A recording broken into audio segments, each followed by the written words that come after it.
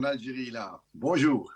Bonjour, très ravi d'échanger avec vous, Monsieur Lekens. Alors aujourd'hui, c'est la finale de la CAN qui va opposer le pays hôte qui est la Côte d'Ivoire contre le Nigeria. Alors on a tellement vu des surprises dans cette CAN. Est-ce que la logique a été respectée avec cette finale? Bon, premièrement, moi, je voudrais que c'était Algérie contre la Tunisie. C'était peut-être pas le favori, mais je crois que maintenant, le final Nigeria, qui au principe a un petit peu plus de classe, un petit peu plus de talent. De l'autre côté, le Côte d'Ivoire joue chez eux, ils jouent à la maison. Leur confiance doit être là et surtout le soutien du public. Et ce sera une finale spéciale. Espérons pas trop de prolongation et encore de pénalty comme hier, hein, avec La Afrique du troisième Sud, ce place. qui a gagné la troisième place contre le Congo. Oui. Et selon vous, qui va remporter cette finale entre la Côte d'Ivoire et le Nigeria? Moi, j'espère pour le final et pour le supporter du football qu'il y a un but dès que le premier 10 minutes, que ce jeu se sera très ouvert. Parce que celui qui encaisse maintenant un but doit venir et certainement il y a beaucoup d'espace. De l'autre côté, ils ont tous les deux des grands centres avant, à l'air et au ciment. Moi, je crois défensivement que oui, le Côte d'Ivoire peut être un petit peu plus organisé. Nigeria, peut-être on pas vu de classe. Ils ont certains joueurs avec une grande classe, mais ça ne veut pas dire que tu vas gagner le final. Le final, le favori ou pas de favori, tu gagnes ou tu perds. Ça, c'est tout, hein. Oui, c'est vrai. On espère voir un grand match, Monsieur Lekens. On va parler maintenant de l'Algérie. Et à votre avis, la prestation décevante des Verts à la Coupe d'Afrique des Nations et l'élimination prématurée, est-ce que ça a été une surprise pour vous? Oui, parce que moi, je suis resté supporter de vous autres, alors même de la Tunisie. C'est dommage, mais ça veut dire on n'était pas prêt. On a senti dans le premier tour, on est sorti, et je crois que là, on doit retirer des leçons. Moi, je trouve que Belmadi et c'était encore un bon entraîneur, un grand entraîneur. Il a remporté aussi le Coupe d'Afrique, n'oublie pas. Je crois que certains joueurs vont se remettre en question. Ils ont apporté un survalue à l'équipe nationale. Et là, OK, ils sont éliminés. Maintenant, tu dois refaire une équipe qui va, comme le Maroc a fait, comme au Coupe du Monde, qui a fait un grand résultat. Peut-être aussi pour l'Algérie, pour faire un grand résultat, peut-être dans le Coupe du Monde, comme le Maroc a fait il y a quelques années, il y a 2 ans, non, il y a Oui, 2 ans. oui. Et vous aviez pratiquement la même équipe, ou presque, entre 2017 et 2019, selon vous. Quels sont les éléments qui ont fait la différence par rapport à l'année du sacre en Égypte? Et qu'est-ce qui a changé réellement? Oui, vous savez que, oui, même Égypte était sortie, Sénégal est sorti, Maroc est sorti, ils sont tous partis, Cameroun était sorti, alors Tunisie était sortie, alors c'est pas seulement, il y avait, vous savez, une Coupe d'Afrique, c'est autre qu'une Coupe du Monde, hein. C'est une question que tu le prépares mentalement, c'est le moment même, il y a une petite préparation, il y a presque pas de préparation pour cette Coupe d'Afrique. Et c'est logique que tu n'as pas toujours ce contrôle. Même tu as bien travaillé, la qualification était bonne. De l'autre côté, on doit toujours avoir de faire des pas en avant. Et ici, je crois qu'on n'était pas sur le même niveau que 2017. Je crois qu'on doit se remettre en question. OK, l'entraîneur a déjà démissionné, comme moi j'ai fait la dernière fois. Quand tu n'as pas fait de résultats, c'est normalement que tu te démissionnes. Mais de l'autre côté, on a encore une bonne équipe. Il y a des joueurs qui jouent dans de grandes équipes. Alors, c'est eux qui doivent prendre en main cette responsabilité pour faire des bons, des grands et des bonnes performances et surtout des bons résultats. Ça, c'est sûr. Oui, coach, vous étiez entraîneur de l'équipe nationale en 2017 à la CAN et vous êtes sorti au premier tour. Oui, À l'époque, pratiquement, vous aviez la même équipe en 2019. Pourquoi Belmadi a réussi après vous et peut-être c'est la continuité de votre travail. Oui, mais premièrement, il a fait un bon travail. C'est celui qui a gagné la Coupe d'Afrique. Et je crois que les joueurs que moi j'ai eu quelques joueurs qui petit à petit sont devenus, qui ont joué après dans de grandes équipes, dans de bonnes équipes, de grandes équipes en Europe. Et certainement, il y a certains joueurs qui se montrent à mourir et tout ça, à Moura et des joueurs jeunes. Et dans ce temps-là, moi, je trouve on n'a pas trouvé cet équilibre défensif, offensif, ce mélange. Et là, je crois bien que même d'aujourd'hui, tu dois peut-être dire au revoir à certains joueurs. De l'autre côté, il y a plus de classes, il y a plus de niveaux comme avant. Ça, c'est sûr. La première fois quand j'ai vous qualifié, j'étais pas venu avec vous autres entre Coupe d'Afrique. La première fois que j'étais entraîneur de l'équipe nationale, là, on avait une bonne équipe avec un bon esprit, mais le niveau était peut-être pas encore le niveau international. De l'autre côté, maintenant, on a des joueurs de niveau international, alors on doit avoir des résultats internationaux aussi. Et tous ces pays, il y a 4, 5, 6 pays qui sont éliminés et doivent tous se remettre en question et refaire une équipe qui a un très bon équilibre. Et tu as toujours besoin de 4-5 joueurs qui portent cette équipe. Hein? Le porte-manteau qu'on dit toujours de cette équipe, tous ces 4-5 joueurs doivent prendre chaque match leur responsabilité et tu dois être à 200% pour des matchs pareils. Et Coupe d'Afrique, c'est pas un cadeau. C'est encore plus dur qu'une Coupe du Monde pour moi, personnellement. Les conditions climatiques, ça pèse, coach, dans la Coupe Oui, d'Afrique? oui, ça pèse. Ça pèse parce qu'ils ne sont pas préparés. Vous savez, tu reçois le joueur une semaine avant. Et pour s'habituer, le corps, et vous avez vu, ils étaient tous mouillés là pendant le match, tu as vu. Mais Oui. ça, c'est pour tous les joueurs. Et ceux qui savent souffrir le plus, peut-être, et certains n'aiment pas tellement cette chaleur, surtout cette chaleur qui était Humidité et tout. Oui. surtout l'humidité qui Oui. était plus important que peut-être encore la chaleur. Et puis, c'est vrai que pour le joueur, c'est embêtant. C'est pas toujours un plaisir pour jouer dans des circonstances pareilles, mais c'est pour tout le monde la même chose. D'accord, coach. La Fédération algérienne de football a établi une shortlist pour choisir le successeur de Jamel Belmadi. Avez-vous une idée par rapport au nom cité? Ça parle de Vaïd Alilodzic, ça parle de Kéroche, ça parle de Pesero. Qu'est-ce que vous en pensez?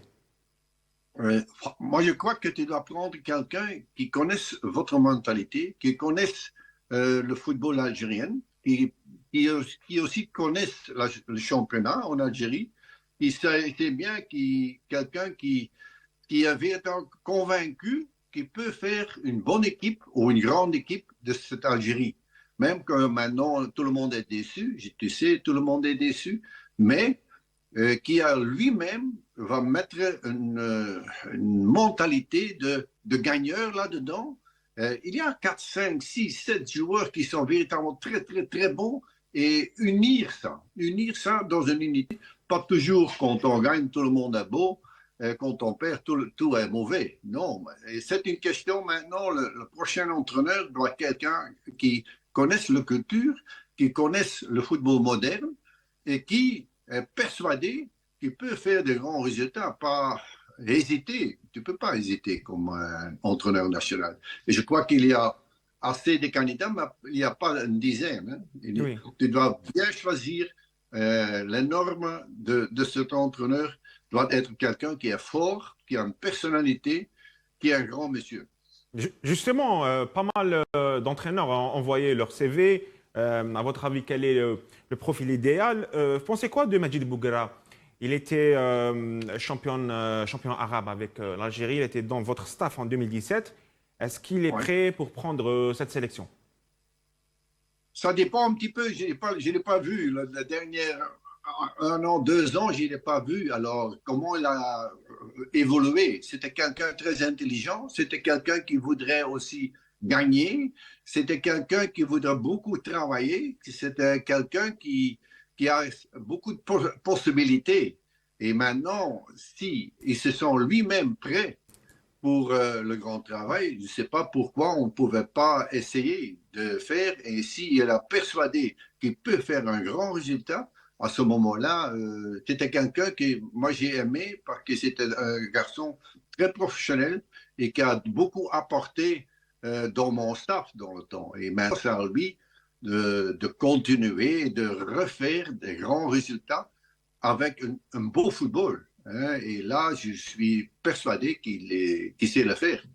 Oui, quand on arrive vers la fin de notre interview, l'Algérie peut-elle rebondir encore à nouveau après cette déception à la CAN, coach, selon vous? Oh, c'est un petit peu de, dans la préparation, comme moi, je disais, dans le temps, la dernière fois, le premier match, c'était au Nigeria et on avait un mois de préparation, c'était pas assez. Et tes joueurs, ils viennent aux dernières minutes et à ce moment-là, tu dois préparer presque sur une semaine une équipe qui est prête pour un tournoi. C'est pas toujours facile et surtout l'entraîneur doit avoir beaucoup de contact avec ce joueur et convaincre le joueur, même qui joue encore dans leur équipe en Angleterre ou en France ou n'importe où, qu'il a beaucoup de contact avec ses joueurs et convaincre le joueur que c'est un honneur toujours de jouer pour une équipe nationale. Et c'est la base de tout, un petit peu, et c'est la base de leur succès aussi. Et c'est maintenant, oui, c'est, tu dois le mettre à côté maintenant. C'est le passé, c'est aujourd'hui et demain qui est important. Qu'est-ce qu'on doit faire? Comment on va travailler? On va travailler professionnellement dans le bon sens et positiver les choses et donner surtout une responsabilité à beaucoup de joueurs. Oui, Monsieur les 15, dernière question. Sans vouloir être indiscret, est-ce que vous avez postulé, est-ce que vous avez envoyé votre CV à la Fédération algérienne de football? Moi, je ne l'ai jamais fait. C'était toujours avec M. Raoura, mon président, que j'ai aimé comme, pas seulement comme président, mais il m'a donné l'amour pour l'Algérie. Et j'ai aimé vos supporters, j'ai aimé même votre média, qui, pour moi, personnellement, j'ai toujours aimé. Et tu dois être amoureux d'Algérie pour prendre cette tâche. Et moi, j'étais bon, plutôt avec M. Raoura. Et je crois que maintenant, le nouveau président, le main droit aussi de Raoura. Je crois que c'est quelqu'un qui sait c'est ce qu'on a besoin pour revenir sur le bon niveau. Et justement, en parlant du président de la Fédération, Walid Sadi, il était avec la Fédération à l'époque, avec Monsieur Raoura, et il fait un grand travail. Est-ce que vous pensez qu'il peut réussir avec la Fédération algérienne de football et tirer cette équipe vers le haut? Moi, je crois qu'il y avait un bon exemple avec Raoura parce que lui a fait la base du grand succès de Balma, qui a véritablement fait beaucoup pour le football algérien. Le centre technique là et tout. Et lui était avec.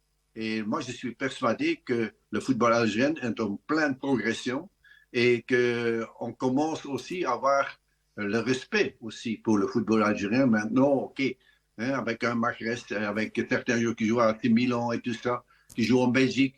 Et on peut faire une très bonne équipe. Et moi, je suis persuadé que l'Algérie peut faire comme le Maroc a fait au Coupe du Monde, pourquoi pas, de faire une fois un grand résultat, pourquoi pas. On espère se qualifier, Monsieur Lekens. À votre époque, Monsieur Lekens, vous avez dit le nouvel entraîneur de l'équipe nationale doit être fort de caractère et un leader. Est-ce que vous aviez à l'époque le soutien des joueurs quand vous étiez entraîneur de l'équipe nationale? Est-ce que Oui, maintenant vous avez le sentiment peut-être d'être lâché par quelques joueurs? non. Non, non, non, parce que là, à ce moment-là, j'étais assez dominant la première fois et la deuxième fois aussi. Je crois que certains joueurs étaient déjà un petit peu, allez, le marche en arrière un petit peu, vous savez. Alors ça, c'est une question de gérer. Moi, j'étais jamais, la mentalité de mes joueurs était bien. Que quand quelqu'un ne joue pas, c'est logique qu'il doit être dessus. Mais c'est surtout de former ces 25, 26 joueurs ou 30 joueurs qui forment cette base pour le grand succès pour avant. Et si tu as des joueurs pareils, ils commencent dans cette collectivité à ce moment-là, tu ne vas jamais avoir de problème. Et je n'étais jamais laissé en plan. La seule chose qu'on m'a dit, moi, j'étais responsable comme le joueur. Et c'est pour ça que j'ai directement démissionné la dernière fois. Moi, je trouve que ce n'était pas assez pour de moi personnellement, de mes joueurs, à ce moment-là, pour donner l'exemple aussi à mes joueurs que tu peux avoir une fois un mauvais résultat, mais OK, après, j'ai fait encore une assez belle carrière et je souhaite aussi beaucoup de chance pour vous autres, euh, pour, parce que l'Algérie a besoin parfois des grands résultats aussi, oui. Monsieur Lekins, avec du recul maintenant, est-ce que vous ne regrettez pas votre démission quand vous étiez à la tête de l'équipe nationale? Moi, j'étais obligé. Avec ma fierté et ma personnalité, je ne pouvais pas, devant votre public, devant les médias et vous autres, peut-être je suis parti trop vite. Ben, je suis arrivé trop tard. Au mois de novembre, je suis arrivé contre le match en Nigeria. Je suis arrivé, et c'est un mois avant une Coupe du Monde, une Coupe d'Afrique. C'est trop court. Mais de l'autre côté, c'est le passé. Et moi, j'ai toujours respecté de l'Algérie, les gens, les supporters, les médias, même les joueurs. Alors, non, non, certainement, je suis persuadé que j'ai fait un bon résultat avec la première fois pour vous qualifier dans ce temps-là. Et je crois que Belmadi, dans le temps, était mon capitaine. Et après, il a fait quelque chose de spécial. Et comme mes enfants, comme j'ai dit toujours mes joueurs, quand mes enfants font des bons résultats à ce moment-là, je suis toujours heureux. Merci beaucoup, Monsieur Lekins. Ça nous a fait vraiment plaisir d'échanger avec vous. On vous souhaite bonne continuation. Au revoir et à bientôt, Inch'Allah. Merci encore une fois, Monsieur Lekins. Au المدرب plaisir. السابق للمنتخب الوطني الجزائري